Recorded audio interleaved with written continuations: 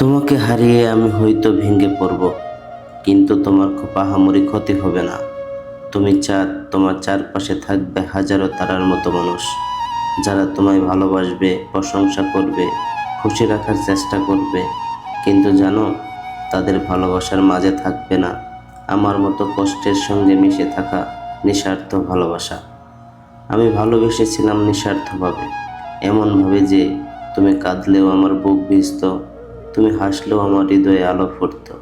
আমি ছিলাম সেই মানুষ যে নিজের যন্ত্রণার ভেতর থেকেও তোমার জন্য শান্তি খুঁজে আনতাম।